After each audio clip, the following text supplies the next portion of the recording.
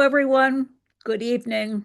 Welcome to the second webinar in the fall series presented by Newton Conservators.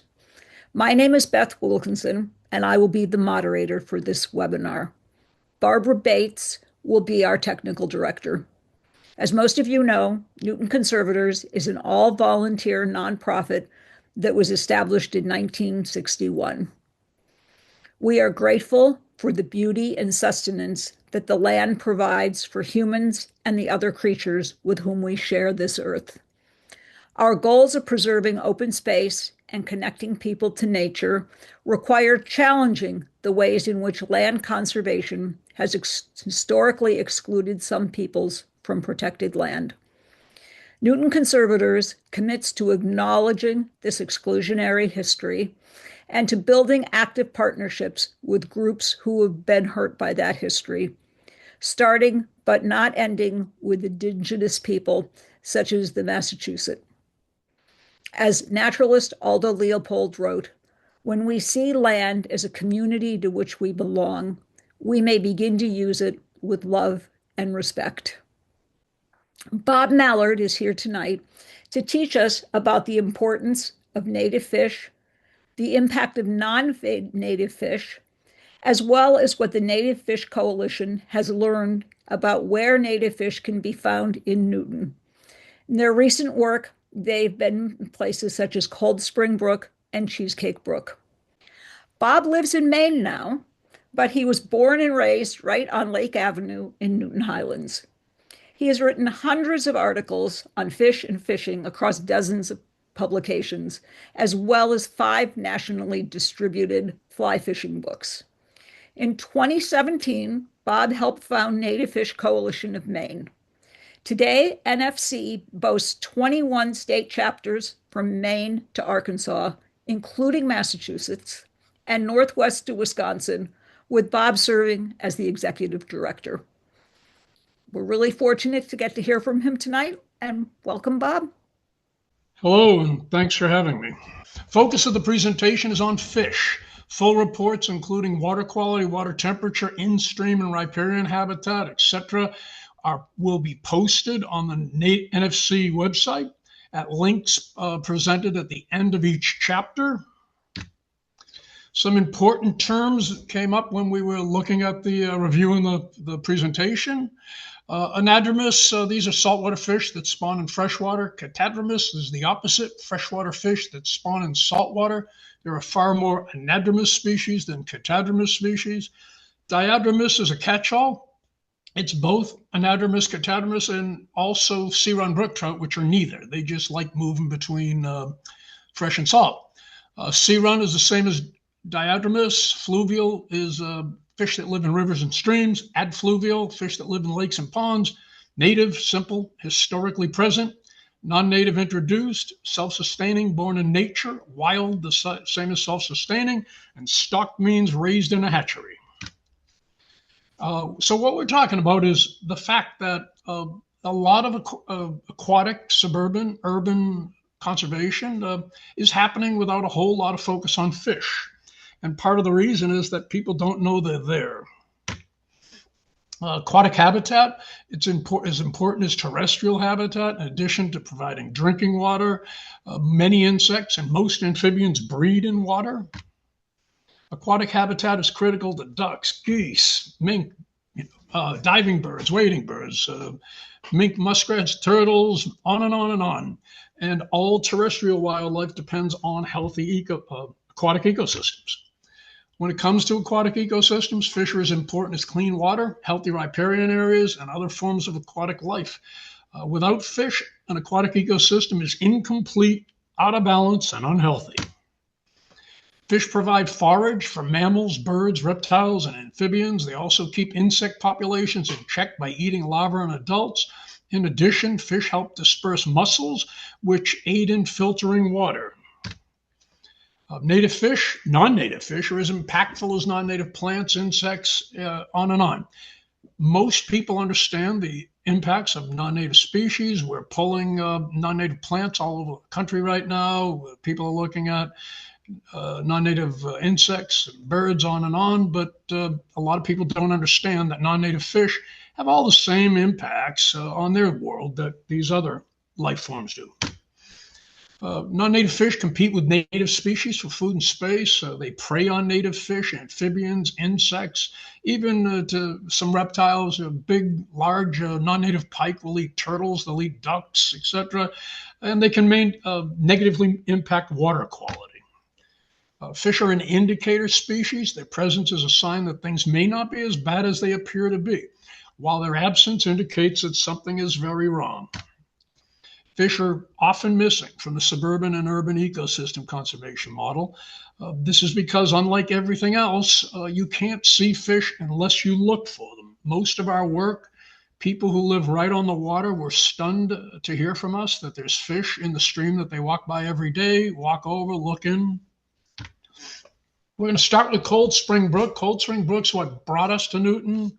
We were just wrapping up a project in Dover, Mass, and on a whim, I asked a gentleman who's one of our board members who went to elementary school with me in Newton, if he'd run by Cold Spring Brook and tell me what's going on, get some pictures. I hadn't seen it in 40 years. There were fish darting around when I was young. Cold Spring Brook begins at a small buried spring at the south end of Cold Spring Park, flows through the park, Newton Cemetery and Arboretum, Newton Free Library, and terminates at the southernmost pond in the Newton City Hall.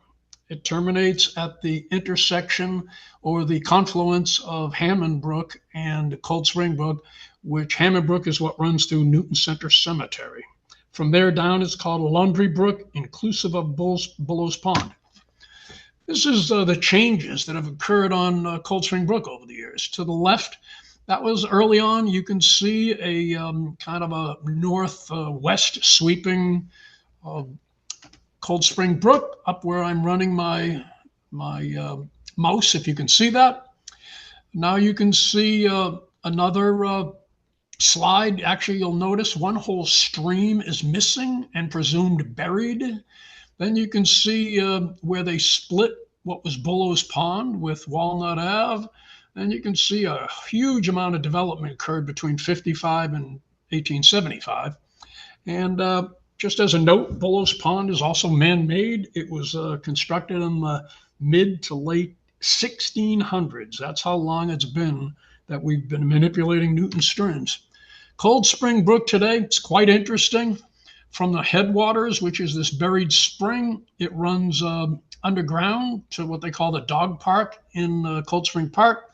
Then it runs straight as an arrow up to an intersection with the largest remaining tributary, goes straight again, does a couple of 90 degrees, runs underground from Zervis School to the west side of the cemetery to a unique pump house that controls flows. That pump house puts Cold Spring Brook water up into a lagoon. It also feeds the westernmost pond in the park, which is in the whatever close to the original path of Cold Spring. We consider it part of Cold Spring Brook. There's an open air section that runs to the second pond, then the third pond. This dotted line here is buried stream. This pond to the right in Cemetery is not part of Cold Spring Brook. It was dug after the fact, but it's fed with water from Cold Spring Brook. They both kind of go and meet somewhere up around City Hall, Newton Free Library, before they go underground and meet up in the City Hall. Cold Spring Park. Cold Spring Park flowed through a large swamp, Alcox Swamp, a swamp and wetland peat bog in the early 1930s. The swamp was channeled to divert water into the brook. The brook was dug down 5 feet and widened notably to help drain and dry the surrounding terrain for what at the time they figured was development. Fortunately, that development didn't happen. It begins at this storm grate to the left in at the dog park. From there to the headwaters, it's underground, subsurface, running through a series of culverts. We've peeked in a few manhole covers up in the park. There's other water coming in, stormwater, as well as, we're not sure, maybe some other underground streams that have been long forgotten. It goes underground at Zervis at a little footbridge within the park. You can see, and that was a culvert. One thing to understand is this network of buried streams in Newton, they weren't buried all at once. So they were buried in pieces, probably Beacon Street, and then maybe into the park when they did service. So without being able to get them into them, what we do know is they're not matched. It's not one long round culvert. It could be a round culvert that attaches to a box culvert, could be a three-sided culvert with granite roof, and then it could come out again as a round cement culvert. Round cement culverts are what people use today because they're cheap and they're easy to put in, but they weren't always available, especially when they started doing things in Newton. The many faces of Cold Spring Brook within the park, it's badly degraded, and we'll talk about that. But these are just different shots. It looks, different than it did when I was young, but it was already in trouble when I was young. And we've walked all around it, and it's, the habitat varies notably. The park, while Cold Spring Brook and Cold Spring Park was believed to be fishless by everyone we asked, NFC and our partners were able to confirm the presence of self-sustaining golden shiners and catadromous American eel. That was a huge surprise. Fish surveys in the park involved visual inspection, non-lethal seining and trapping, e-fishing, which is electrofishing. It's equipment that stuns them, momentarily stuns them, and eDNA metabarcoding. Metabarcoding is different than what most people know of eDNA. Most eDNA is targeted at something specific fish, whatever. Metabarcoding is a relatively new technology that dumps a menu of everything it thinks it found. And you have to sort through to figure out, because in some cases you're picking up stuff from stormwater, sewage inputs, etc. So the multiple age classes of golden shiners are identified in the park. This is middle picture is seining. They're standing with this big net. They drag it up and down, and then they check it, much to the surprise of everyone. We found multiple sizes of these golden shiners. We knew they were there. We had seen a school of them just under the surface at that same bridge. That's the bridge on a tributary up at the parking lot, public access. So golden shiners to date, we've had visuals in the outlet of what I always called the toad swamp. I believe it's called the muskrat pond now. We've actually trapped one out of Muskrat Pond, which was said to be vernal, but the presence of fish would challenge that. Way down, these are all eDNA hits for the red ones for these shiners. In most cases, eDNA, of course, is floating downstream. You could argue it's all the same fish way upstream. In the case of Cold Spring Brook, the biomass is so low, the drift is short. So we're pretty sure that there were fish shiners at that time between every one of those red dots and upstream. We also had the physical capture up here in the tributary. Catadromous American eels, I knew they were there. We picked them up twice in eDNA. The hits were as strong as we'd caught for anything, as strong as we got for shiners. And I said, we know the shiners are there. We're getting the same hit. I believe we have eel. This gentleman to the left holding the Ghostbusters suit, Adam Kautzer from Mash Fish and Wildlife. His job is cold water species. We work with him a lot on trout water. We asked if he'd come up, and gracefully he did. And I think he was as surprised as anyone to find American eel in water that's, as you can see by the picture on the right, pretty rough shape. It was not easy going. We got two different fish. So under the eDNA, we picked up eel all on the lower end of the stream in the park. We picked up shiners all through, as discussed earlier. And true to the eDNA findings, all of the two eel that we actually captured were right in that, between the two sites that picked it up. Golden shiner, American eel, both native to the Charles River watershed. Shiners might be there as a result of discarded bait over the years. They're a very common bait for fishing, but the eels got there on their own. No one releases eels, moves them around. Most people won't even touch them. And interestingly, they're born in the Sargasso Sea. So these two fish we caught had gone 100 miles to get into Cold Spring Park. through Bullhose Pond, over a slab way down at the Charles, and over Watertown Dam. Quite the journey. The shiners and eels appear to be in low abundance in the stream, which didn't surprise us because of some habitat constraints, but it's due to decades of habitat degradation and problems with low dissolved oxygen, which are a result of the habitat problems. It's one of the most degraded sections of streams we've ever worked on. That wild native fish have found a way to persist shows how resilient nature can be. Most people that we've talked to in the park who use the park regularly were stunned to learn that there's life in it. You can see the full report. It'll be posted within the next week. NativeFishCoalition.org, NFC documents, CSP for Cold Spring Park. It's about 100-page presentation showing everything we found, recommendations for mitigation, etc. We moved on to the Newton Cemetery, which is also part of Cold Spring Brook, because we wanted to understand what was downstream in the next stream segment. The two properties are separated by about 1,800 feet of buried stream. We wanted to know if there were species downstream in the cemetery that weren't present upstream in the park, and that would indicate some blockage. And we also wanted to understand if the biomass and species blends were, similar.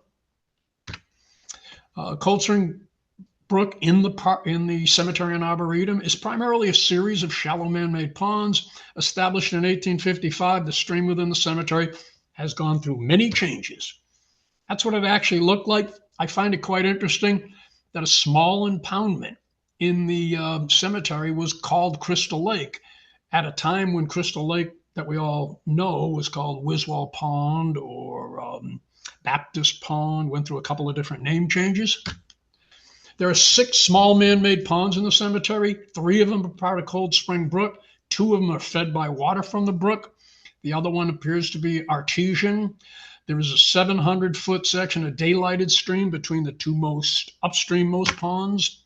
This is a close-up. This is that pump house we've talked about. We believe that that's where the fish passage blocking is occurring. We're going to go down in there with flashlights and see if we can confirm that there's some sort of we suspect there's a well that the water's pumped out of, which may have a perched drop, a vertical drop that prevents fish from getting upstream. Eel can get over anything, but it shows that water's coming from Cold Spring Park. It's running pumped up into the lagoon. This lagoon seems to be artesian. This is all the open water. And then pond 3, basically a tiny little stream flows between the next 2 ponds. It exits north, and then it's pumped underground into this one, which exits, and they meet somewhere up in the library. We haven't figured out exactly where. This is what it looks like. This is the first underwhelming place where Cold Spring Brook resurfaces in the cemetery. It would be right about here in the picture. It just comes in through an underground pipe. We don't really know whether it's a culvert or some sort of a box. This is the outlet of that pond.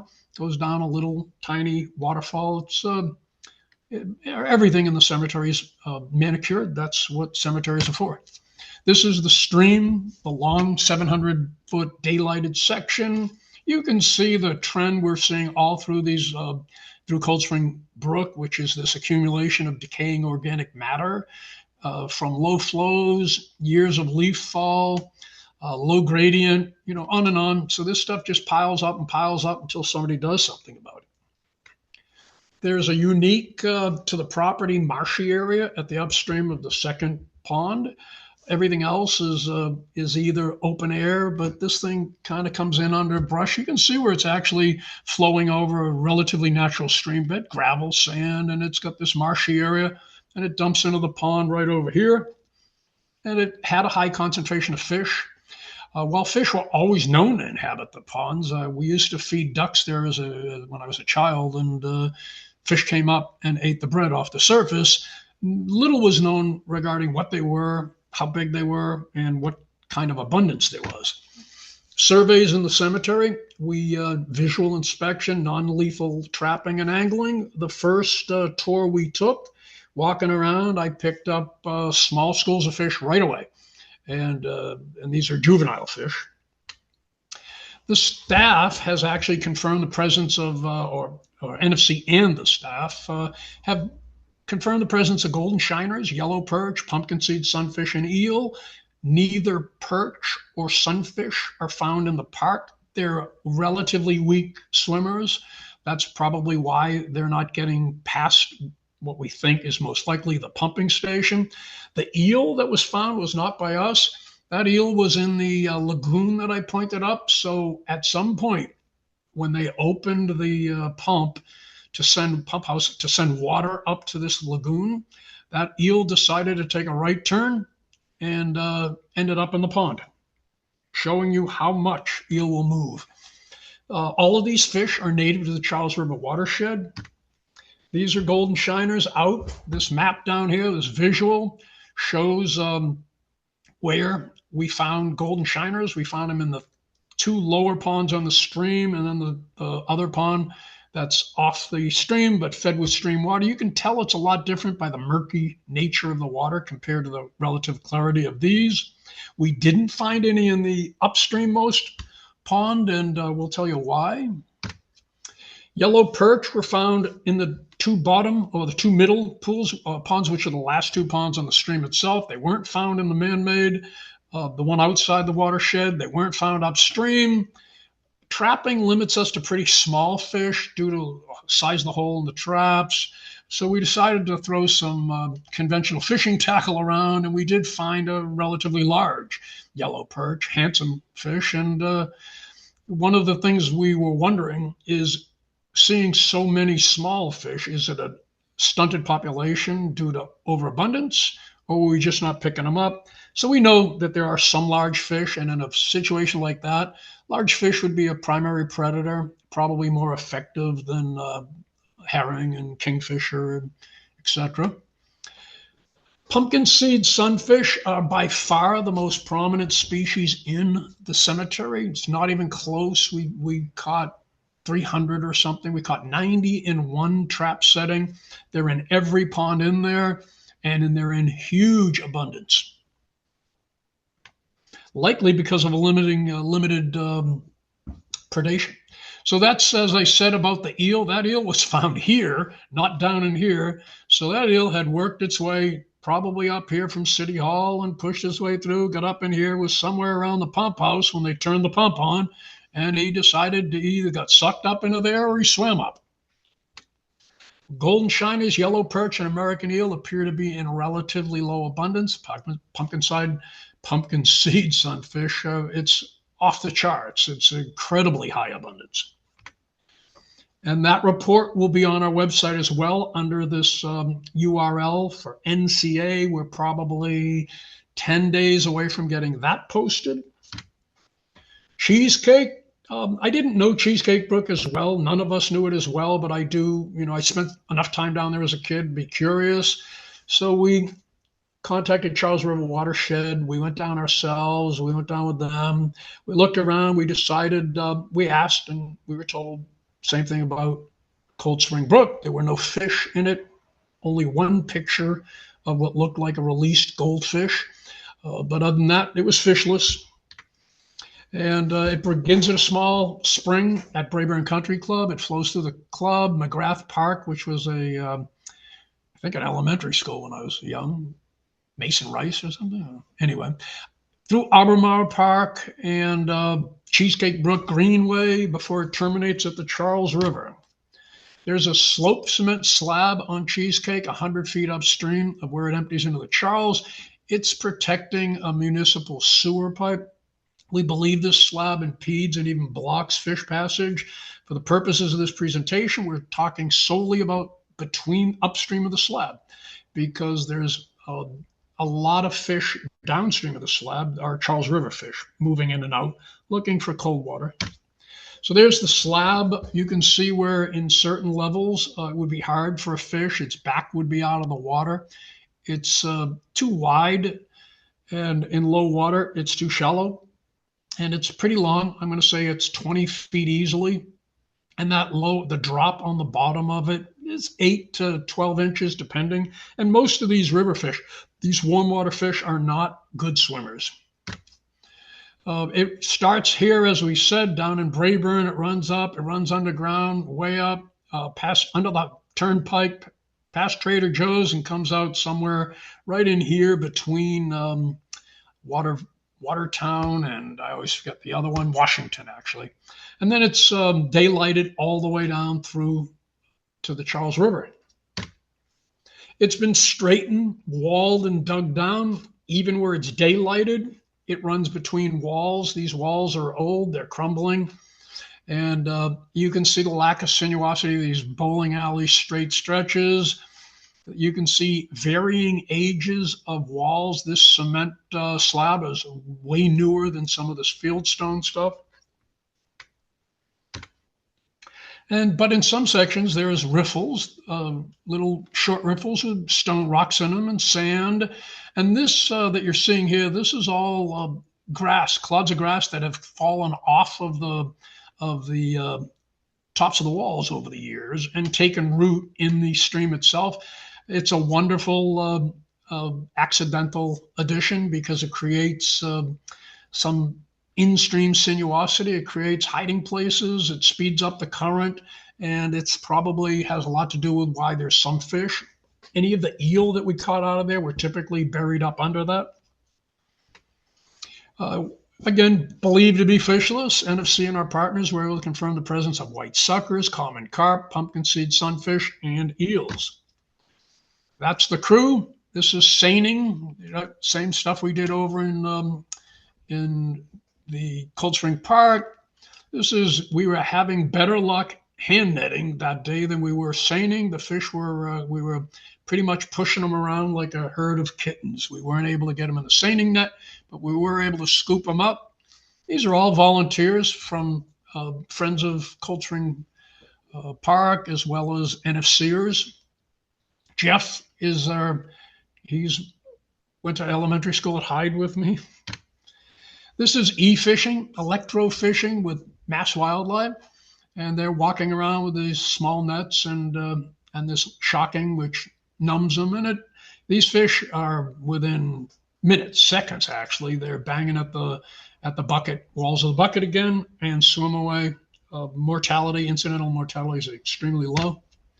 These are white suckers. We don't have them in Cold Spring Brook. We haven't found any, but we're finding more than we thought we'd find down in Cheesecake.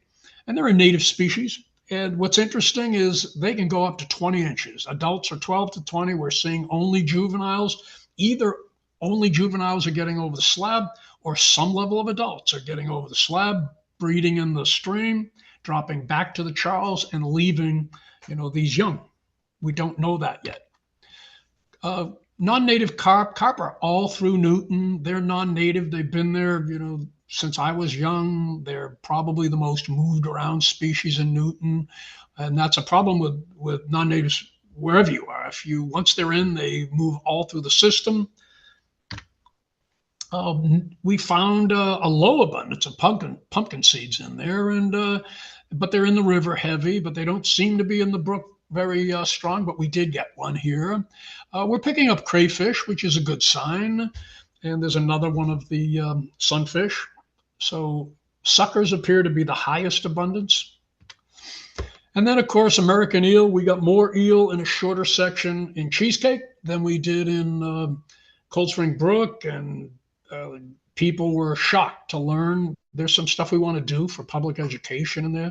We'd like to do some evening eel tours by trying to lure them out. They're mostly night feeders, trying to lure them out to feed at night with bait put in advance, and go in with flashlights and show people what eels do at night. Our work there will be on our website through this URL, and we'll send it around. We'll see if we can get into some newsletters locally, so you'll have it, but it'll just be called, it's actually out there right now. This particular one under campaigns /Cheesecake Brook, because it's an ongoing project. We have an ongoing, regularly updated entry for it. The other Cold Spring Brook and the park and the cemetery are relatively closed projects until they're reopened for mitigation. Laundry Brook, That comes into the Charles just south of, or just downstream of the Watertown Dam. And during the herring run, the river herring run, we decided to go down and see if any herring are actually trying to get up in a Laundry Brook. And you can see again the big slab. All of these streams that, as they dump into the Charles River, are crossing these slabs. These slabs are way wider than they need to be. They're steeper than they look. We're actually going to go get some gradient measurements. And and they're protecting mostly municipal sewer, which at the time was run down along the rivers for dispersing into the harbor or wherever it went. It begins at the confluence of Cold Spring Brook and Hammond Pond at the southern end of the southernmost pond at Newton City Hall. It flows through City Hall, Bullows Pond, before terminating at the Charles, just downstream of Watertown Dam. So here's more or less where it starts, right here. Cold Spring Brook comes in here, Hammond comes in here, and this is all Laundry. It runs pretty much open through the City Hall, open through Bullows, a nice stretch of open water here that's pretty natural. And it's underground all the way to the pretty much to the last 100 feet. It flows over this cement slab, as I said. It's 100 feet up. We believe it to be blocking most fish. We'll know a lot more when we start doing some eDNA and seining. The challenge in Laundry will be differentiating between fish that are dropping down from above, City Hall, Bullows, versus what's coming up from the river. That's that cement slab again, just more pictures of it. It's, probably less than an inch of water at the time we took that. And unfortunately, those fish got to climb up over the lip and then try to run 20 plus feet of basically wet cement. Here's a neat little video. So you'll see an alewife trying to get up the slab. So that alewife is getting halfway up the slab before dropping down and calling it quits. We saw several alewives at least trying, river herring, trying to get into that brook. Laundry Brook was prior to being Laundry Brook, it was called Smelt Brook. Smelt Brook was named after what was apparently a pretty significant sea run smelt run that was in the Charles River. So it's likely that those smelt were not using the main stem to spawn. They were probably using Smelt Brook to spawn. And how far they got up, we don't know. But if you look into Mystic River Watershed Association, they've run alewives all the way up into Horn Pond and Woburn by making addressing fish passage and stuff way further inland than probably any of us believe they would ever get. Oh, that's my guy again. Laundry Brook, as I said, Smelt Brook at the time. There are virtually no smelt coming up the Charles River to Watertown anymore. But at some point, it was known as a robust spawning run. And nobody seems to know, and we can't figure out how far these fish once got. We're just beginning our projects on Laundry Brook. There's an open campaign, which can be found in our campaign tab on our website. We'll be updating it as we learn more. Acknowledgements, that's Crystal Lake in the background. Crystal Lake's changed a lot in my lifetime. The water level is notably lower than it was when I was young. What's interesting is I heard that it froze enough to skate briefly this year for the first time in 20 years. When I was young, they used pickup trucks to plow the lake so we could skate. And we could skate for a couple of months a year. And we want to thank City of Newton for allowing us to access these and make some minor changes in some places. Charles River Watershed, who's worked with us, Mass Wildlife, Friends of Cold Spring Park, Newton Conservators, and the Newton Cemetery and Arboretum. We look to continue our work in Newton. Our goal is to provide recommendations to help mitigate some of the challenges. It's to improve and increase these fish populations. Anything we do that benefits fish would benefit everything else, everything from mussels. There were a lot of mussels actually in the cemetery. They're missing from Cold Spring Park, but they were pretty heavy in the cemetery. And so anything we do for fish benefits everybody else that lives there. nativefishcoalition.org. You can reach us at info@nativefishcoalition.org. Anything that I can't answer tonight, I'd be glad to answer. Any questions that might come up from people. We're already getting questions from people. There's a program going on right now to sign a lot of these streams where they cross roads and stuff. And we've actually had several inquiries from people who've asked if they're accurate, if the sign's where it's supposed to be. And of course it is. I don't believe anybody was just posting signs where they want, but I give them a lot of credit for bringing recognition to these streams and attention, as well as the homework it takes to figure out what stream is what. Thank you so much. Oh my goodness. That was a lot to comprehend of the tour of the waterways you've been Yes. visiting. Thank you. Let's start back where you started. Let's start at Cold Spring Brook and our talking. You seem particularly excited about the eels. Why are the eels even more special than the shiners? It's their life history strategy. It's the fact that these are a freshwater fish that are born in the middle of the Sargasso Sea and somehow find their way back to these streams. Not nearly enough is known about American eel. Right now, they've become kind of a hot species. Most urban and suburban areas, if they have an alewife run or herring run, it's celebrated. They're a big deal, herring days and on. But American eel are starting to really get people's attention. We probably don't know enough about them to have some of what's going on with harvest and stuff.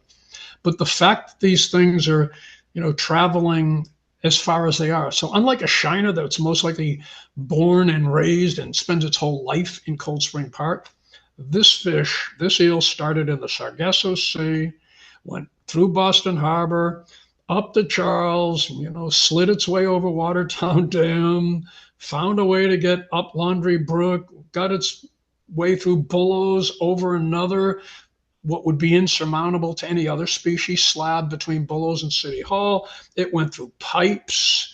It went through the cemetery ponds. It got over the pumping station. It went underground for 1,800 feet to end up in the most distressed water we've ever worked on. I bet they were sad. They sound like amazingly strong and I don't know if the determined is the right word, but incredibly strong creatures. And the Sargasso Sea is the only place that all eels are born. They say all eels on the East Coast are born in the Sargasso Sea, and the maps show a pretty big area. They don't know exactly where. They just know that's where it's happening. And part of what allow eel to go where other fish can go, they can breathe through their skin as well as the gills. And, I've got some pictures that I can't share because I don't own them that show eel in Maine going over wet rocks, climbing wet rocks to navigate around a dam. I've seen them in Medford going up over wet grass at the Mystic Lakes years ago. Wow. And you say they breathe through their skin. They have gills. They're a gill-breathing animal, but they can also breathe through their skin when they need to. So brief periods out of the water that would, stress any other fish, they can do. Frogs are the same thing. Frogs can, that's how they hibernate under the mud. They're able to take enough oxygen through their skin to not die, not suffocate. So is that why they are able to go through the pumping stations, for example, that fish don't seem able to get through? I think it's more their physical strength, their shape. It's like a snake, an underwater snake. They can riff their way up anything. Nobody really knows what this crazy determination to go upstream is. That's not most fish that go way upstream. They go upstream for spawning. They're returning to their natal water, or they're chasing cold water refuge. It's getting warm, so trout just keep pushing further and further upstream. But none of that would be what's driving eel. Something different, some need to just go. We expect, based on what we're seeing, that we're going to turn eel in probably every stream that we check in Newton. Wow. And is that true in most communities, not just Newton? It's everywhere. I've seen them in Medford when I was young. I've seen them all through Maine, down East Maine. They come all the way. They get up into the Kennebec River where I live in Madison, which is I think there's 5 dams, big dams, and a big river between where I live and the ocean, and yet we get occasional eel up in there. Wow. So they're very determined little critters. Great. So they make it through the pumping station. Let's say we could magically restore Cold Spring Brook and Cold Spring Park so that it's pristine, everything is working beautifully in it. Will other fish be able to make it through the Yeah, station? there's two primary limiting factors in Cold Spring Park. There's the what appears to be blockage occurring at least between the cemetery and there, and then there's habitat constraints within the park itself. The habitat constraints in the park could be dealt with. They could be dealt with through a large scale restoration. They could be dealt with through a series of incremental improvements. The best plan is probably a combination of each. Get in, clean up what you can with what you have, and then with the goal of being a large scale restoration. And so the blockage, once we identify it, then it's up to people to decide whether they want to address it. It could be as easy. So when you're pumping a small shallow stream like Cold Spring Brook out of a cement culvert, I'm guessing that it's designed with a well that no matter how low the stream is, there's always 2 feet of water, 3 feet of water, and I'm guessing at certain flows and during droughts that it drops enough that there's some wall, some vertical drop that's enough to stop your average finned fish, sunfish especially. They're nipping. I mean, the densest population of sunfish I've ever seen in my life.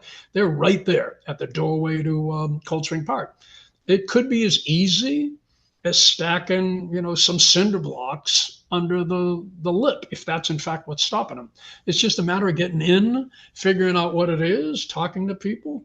What we've found is that the folks at the cemetery, they're wonderful stewards. When you consider what they're working with, stewardship in the cemetery is way better than it was 40 years ago. There's no mow zones, which help filter impurities off the road and salt and whatever.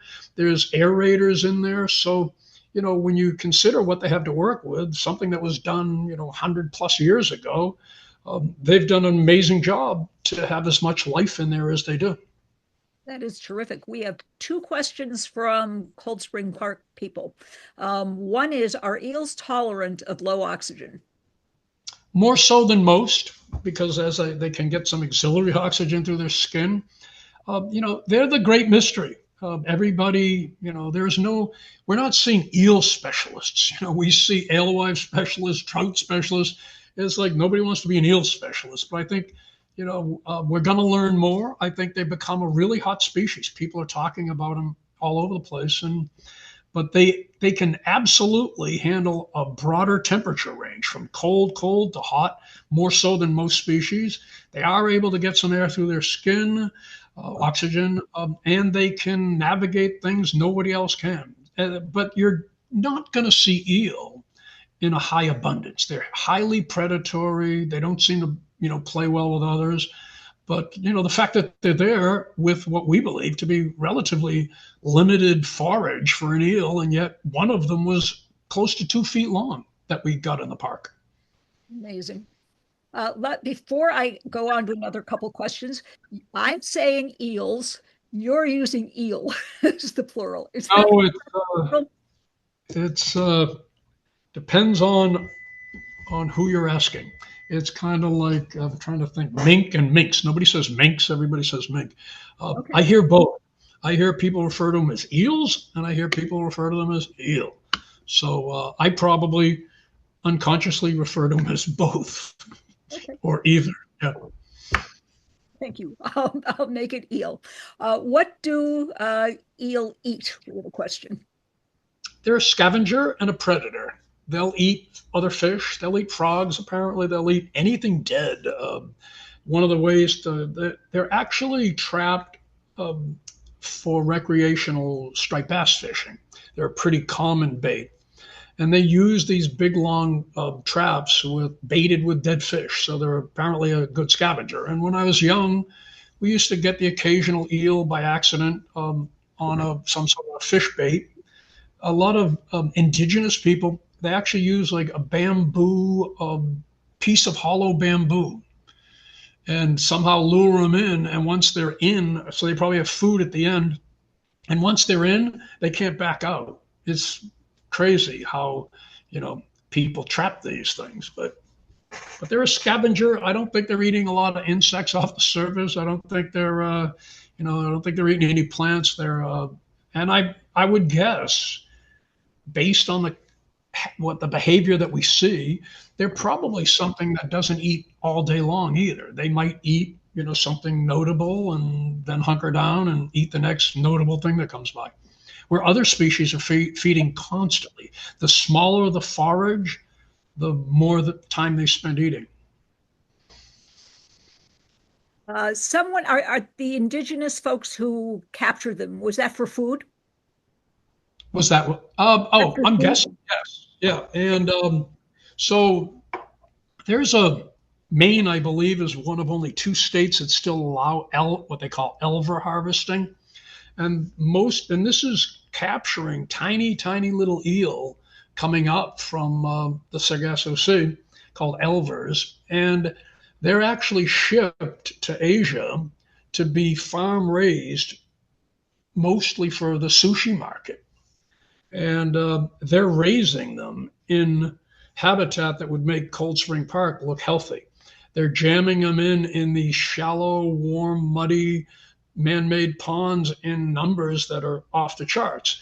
And unlike most species that are raised for aquaculture for food, they can be bred on site where we can't emulate whatever's going on in the Sargasso Sea. So they're having to use juveniles, send them overseas, raise them to adults, and then send them back to the United States for the sushi market. So, and it should stop. Really, I don't think we know enough to do half of what we're doing. We have another question. Would it be worthwhile to move sunfish from the cemetery to Cold Spring Park if they're blocked from swimming there right now? The City Hall ponds, for those who don't know, they were dredged a little while ago, eutrophication issues, sedimentation, and they were drained to be worked on. So there was some level of habitat under the bridges of the 2 streams. But long story short, the abundance in the cemetery, in the City Hall, is a fraction of what it is in the cemetery. And because most of them would have been flushed down to Bolo's Pond when they were working. So it would be easy to take some sunfish from the cemetery and move them down to bolster the population in City Hall. It would require permits, obviously, but the same thing could happen in Cold Spring Park, but I'm not sure that we have the habitat for them. They tend to be more of a pond fish or deeper, slower. Then shiners are incredible generalists. Shiners are also what they call a broadcast spawner. So they don't build redds or anything else. They just dump their eggs and let them all go downstream and hope some of them hatch. So you'd probably have to do a little bit of work, but once you had that work, then it's a matter of translocating fish. Mass Wildlife does it more often than not. They move trout around, brook trout around when they've lost the brook trout in a stream. So, that's how, once you found out. So the biggest thing I try to avoid is moving anything until I know why I lost it, because otherwise you could just be sacrificing these fish. So I'd want to know more about why they're not in Cold Spring Park. If they're not there strictly because, some catastrophic failure killed them off and now they can't get back, that's one thing. But if the dissolved oxygen or the depth of the water or whatever, then, but Cold Spring Park, Cold Spring Brook in Cold Spring Park, it should be a centerpiece to that property. And it's going to need a lot of work. and it's going to require people who want to see, a centerpiece. They want to see a healthy stream in there. And that stream has been moved from its original channel as part of the drying of the swamp.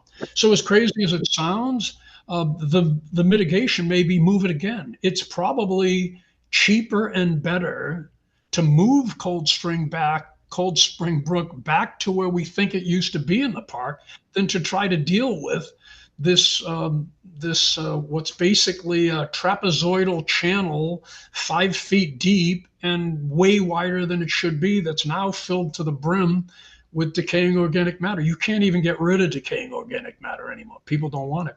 So, these are crazy thoughts, but, to me, it's cold. The water's cold. We're getting decent dissolved oxygen readings. And, and it's not that long a piece of water, actually. So I've seen way bigger projects than Cold Spring Brook would be within the park. We have more Cold Spring questions, and I'm really torn because I'd like to treat them, but I also want to get to the other. So let's take those, and if we get back to them in the time we have tonight, maybe you have to come back and talk to us again. Yeah, we'd love to come back and talk about Cold Spring Park specifically, because we're wrapping up our findings, we're documenting everything. It's an interesting story. It's something that was done, in the 30s that should never have been done. It would never be allowed today.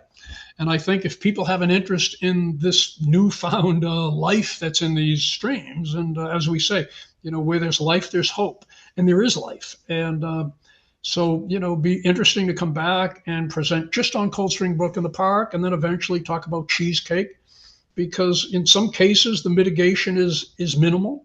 In other cases, what looks insurmountable isn't always insurmountable. And the other interesting thing is there's a lot of money out there for fish restoration that wouldn't be available for flood control or climate resilience or recreation or other things. So you might find that the money you need to clean up a Cold Spring Brook is going to come from a source that wouldn't even talk to you about, other things in Cold Spring Brook. Fascinating. It's clear that you have a lot of knowledge, and your team, and I can't believe that so many of them are volunteers, that you do a lot of studying, and it's incredible that you work with Mass Wildlife. Do you work with them frequently? Is this unusual in Newton? Do you do this across your projects? Yeah, we have varying levels of success with state fish and game from state to state. We work with them where we can. We work around them when we can. Newton's great. I mean, Massachusetts is great. We have a wonderful contact there. As I said, this was a gentleman whose primary job is cold water. It's trout. And, for him to put on the waders and go into that muck to try to find eels with us, that's a level of commitment you don't always see. I think what you find is fish and game departments affiliated with more developed states tend to be easier to work with because they're not as beholden to sportsmen, and they tend to have stronger non-game. I mean, Mass has really good focus on amphibians and turtles, and always has since I was young. Terrific. We're going to take a little jump over to the sewers, because we have questions about the sewer. One person said, the MWRA sewer is under the slabs. And then we have a comment that references to municipal sewers under slabs. Does this refer to lines built by the city? Oops, sorry. So the tail end of that question, I missed trying to turn my volume up. Does this refer to lines built by the city of Newton, but now owned or managed by MWRA, or can the city do something about it? So Newton was developed so early on compared to most other places. They were doing things in the 1600s.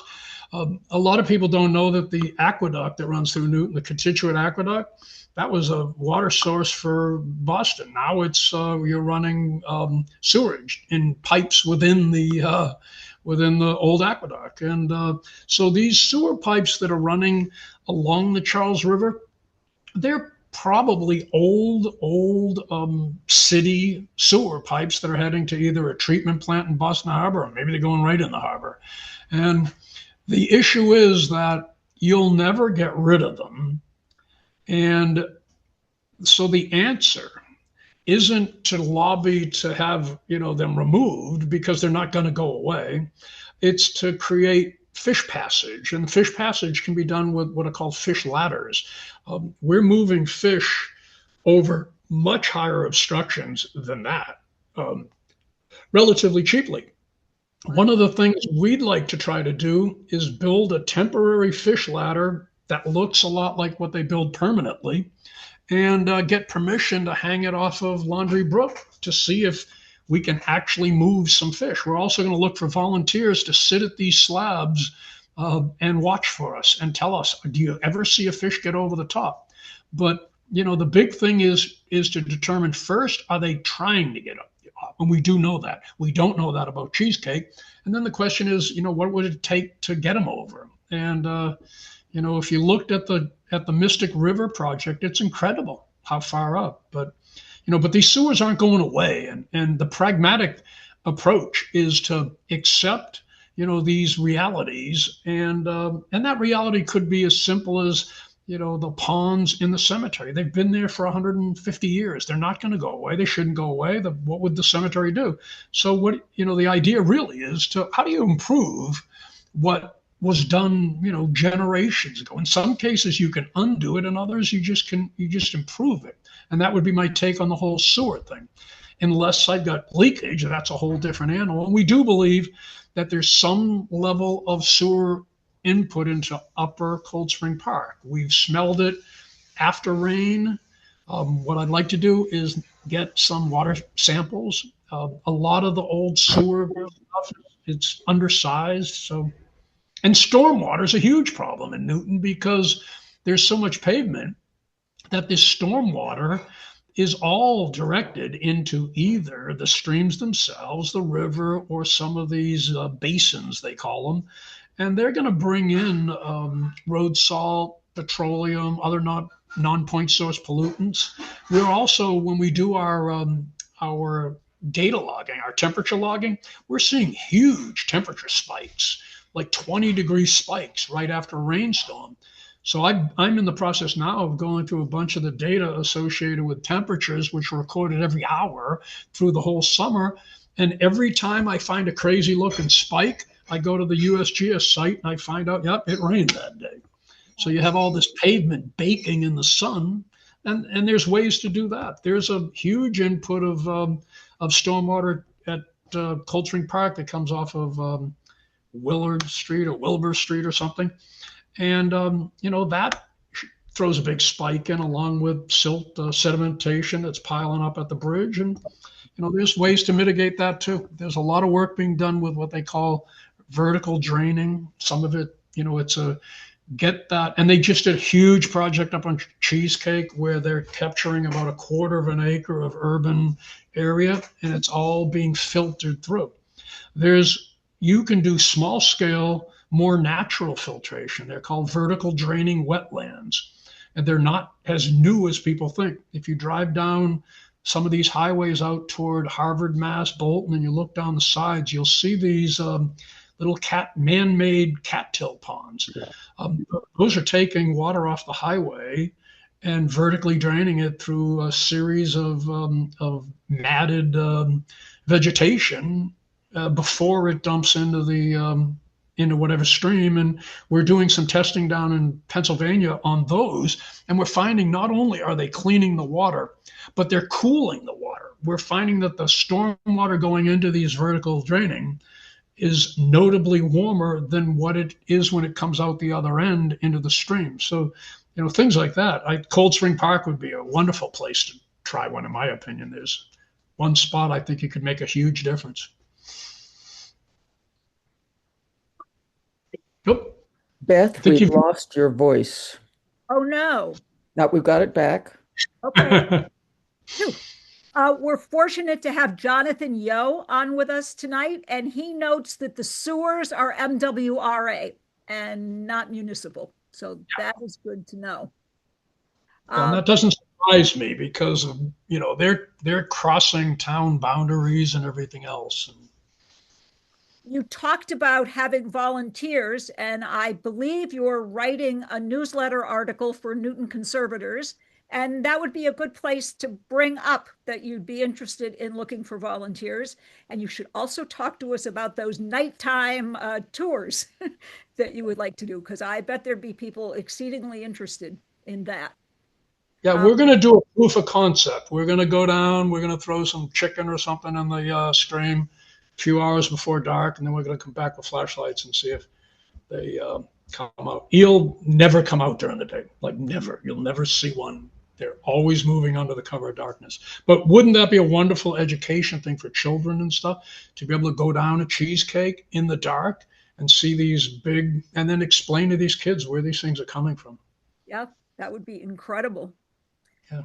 We have a note here that there's no Friends of Cheesecake Brook, but there is a Friends of Albemarle, and they're very active. And in fact, they posted this webinar in their newsletter. That Yes. Yeah. We've sent an email to them somewhere along the way. I've not actually communicated with them, but we believe that we can't do anything we do without local support. I mean, who are we to come out of Maine to go tell you what to do on your brook? But so I'd love to talk to somebody from Friends of Albemarle. We have worked a lot with Friends of Cold Spring Park. We've worked, we did a big project in Dover, Mass, on a cold water stream, Trout Brook, which has lost its trout. And the result was, after the shock and awe presentation to say your trout are gone and your stream is no longer functioning as a cold water ecosystem, local people formed their own Friends of Trout Brook, and they're going forward raising the money and the awareness to do some of the mitigation to try to turn it around. And we're just going to provide free consultation and help them chase grants and things like that. But there's no lose here, I tell people. As long as you come into it with a pragmatic approach, as long as you don't try to do things that are going to cost too much money, have not a good return on investment, that are going to disrupt people's lives unnecessarily, that's how you win. It's incremental improvement. It's make it a little better than it was yesterday. It's not that hard. Well, you mentioned the brook, and we have a question. Are there wild brook trout in any of the tributaries of the Charles? Trout Brook had them, and we hope to get them back. When I was a child, I used to fish Trout Brook in Dover when I'd go to the Dover Country Store, and it was a beautiful cold water stream. There's another one, I forget the name, just downstream of it. I know of one stream in Needham that actually has self-sustaining brook trout. Brook trout are having a rough time right now in places like Mass and Rhode Island because of these longer, deeper summers, and we're seeing droughts. I lived in Pepperell, Townsend area for Pepperell, Brookline, New Hampshire for 20 years, and several of the streams that were robust brook trout fisheries when I was in my 30s, late 20s, 30s, whatever, have lost their trout.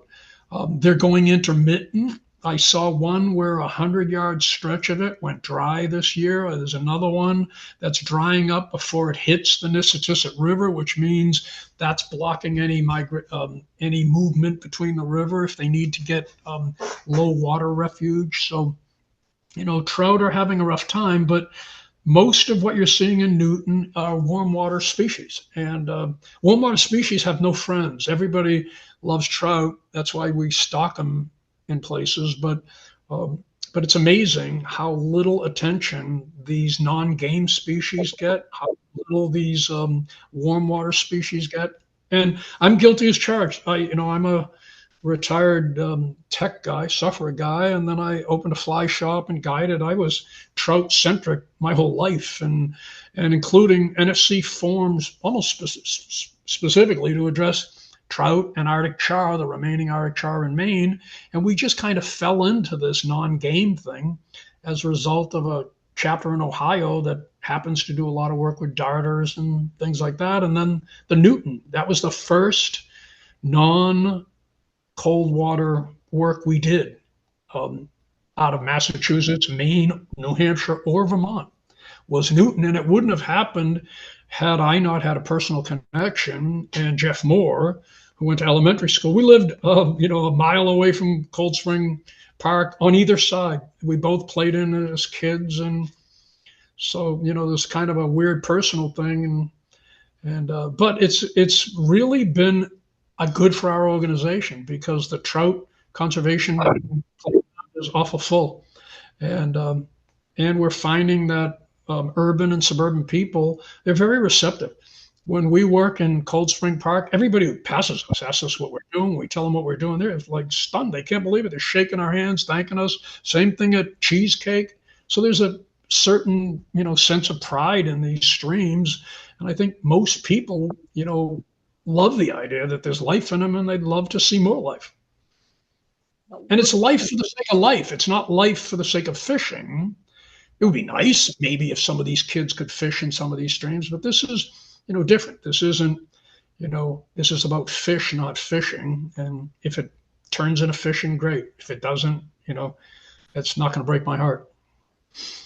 You said earlier that warm water fish are not for swimmers. Why? Well, sunfish, most fish propel using their tail. So their tail, vertical tail, back and forth. They can move a lot of water, power up. Sunfish do most of their propelling with their side fins, and which are little stubby things that come out of the side. The other thing is a sunfish's body structure. They're, 2/3 as tall as they are long, and they're flat. So it's like a sideways flounder or something. So shallow water, they've got their back sticking out where, a more traditionally shaped fish, a sucker or a shiner, they'll go right up. So shiner are, they're pretty good swimmers. Sucker apparently are pretty good swimmers, but sunfish are, weak. There's one type of sunfish, I think it's called a barred sunfish. I always mix it up, but there's one that's more stream oriented than others. We catch them in Trout Brook and Dover. But yep. We have a question. Are there any plans to look at Hammond Brook or South Meadow Brook? Yeah, they're both. I mean, what we're doing right now is we're regrouping in Newton. I think we're going to split our Mass chapter. We don't want to lose sight of outside the 495 belt. We don't want to lose sight of Coldwater, but we're going to sit down and talk about Newton and other potentials. I'm interested in Alewife Brook. I'm interested in Muddy River in downtown Boston, but Hammond's right on our list because it meets Cold Spring right in the City Hall property. And again, I played in it when I was a child, and I did see the occasional fish dart around at the playground, Newton Center playground.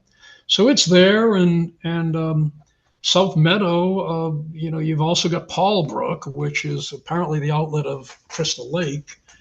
And, so, we've got a list and priorities. I think right now, when we close out of Cold Spring Brook and hand over our mitigation and let people think about it and decide amongst themselves what they want to do and not do, we'll shift heavily to laundry as a new project and continue Cheesecake as, in year 2.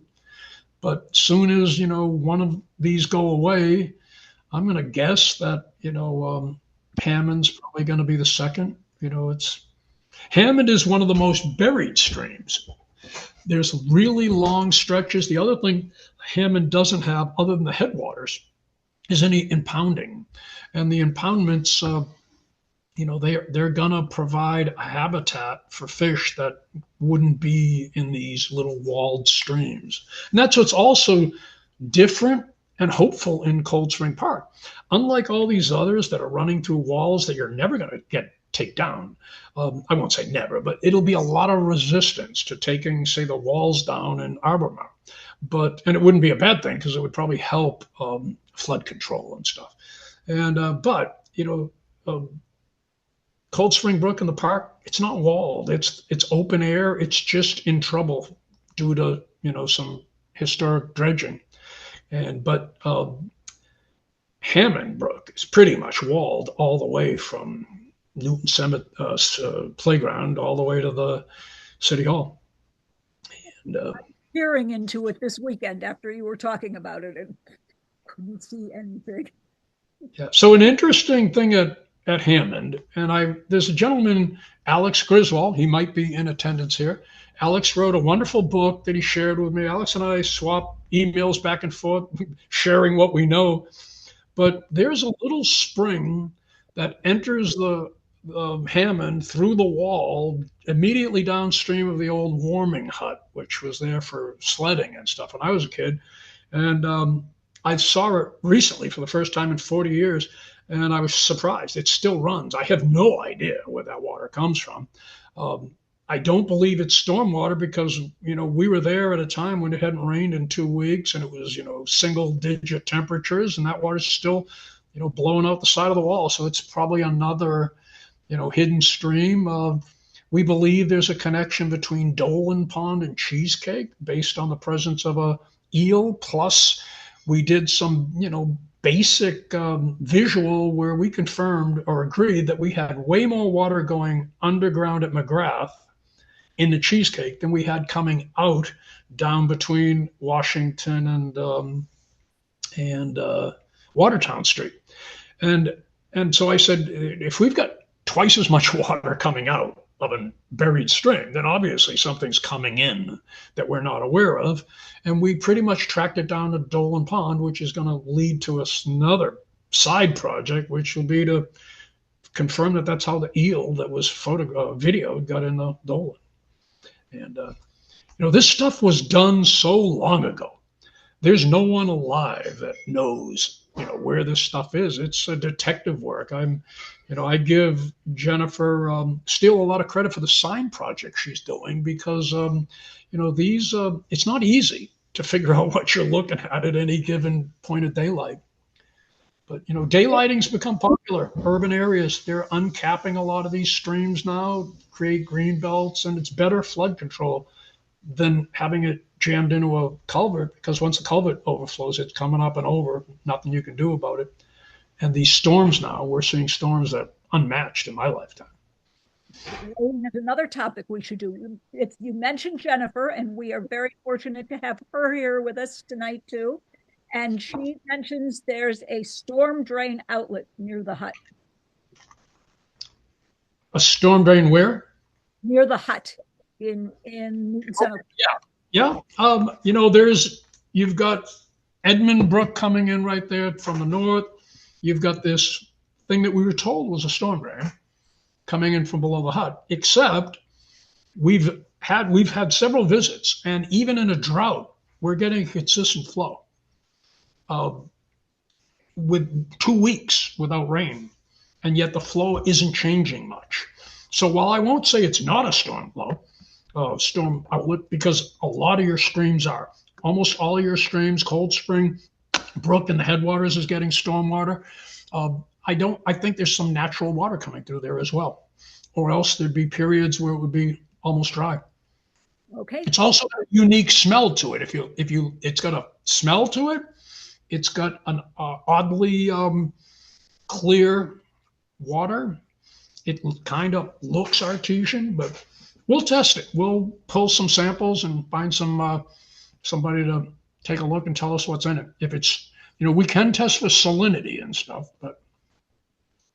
Well, thank you. Clearly there's a lot more to talk about, but our time has run out. I haven't gotten to everyone's questions. I'm sorry. Jennifer says she agrees. She's also seen what you're seeing. So clearly, much talking to be done. Let's hope that we can find good ways to do that. Thank you so much, enormously.